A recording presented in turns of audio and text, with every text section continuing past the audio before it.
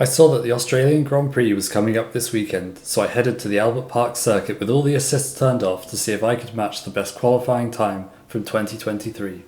It was none other than Max Verstappen who I'd be up against once again.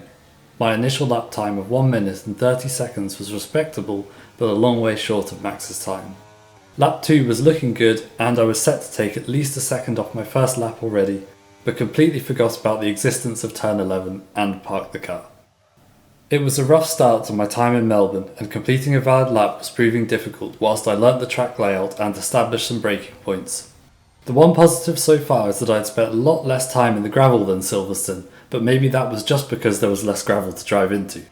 Lap 7 was the first real breakthrough. With a much quicker Sector 1 I managed a time of 1:26. Then it was back to business as usual, sliding off the track. As soon as I started to feel more familiar with the circuit, purple sectors were flying everywhere, but invalidating laps was holding me back. The second to last turn was my nemesis, preventing countless fast laps from being counted. However, when I did win the fight with turn 13, it was clear that I was capable of much greater speeds, and with all the purple sectors popping up, it was inevitable that I'd set a much quicker lap time soon.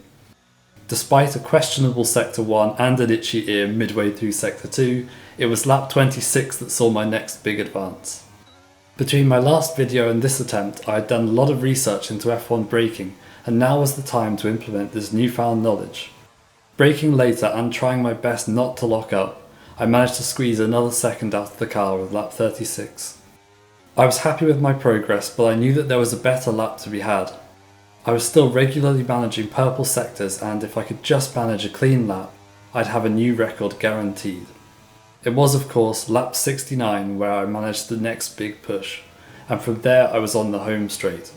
In between my many invalidated laps, I was getting close to my record, but never quite topped it. So that was it. 1:22.5 was my best. Once again, not quite an F1 driver after 100 laps, but my technique is improving.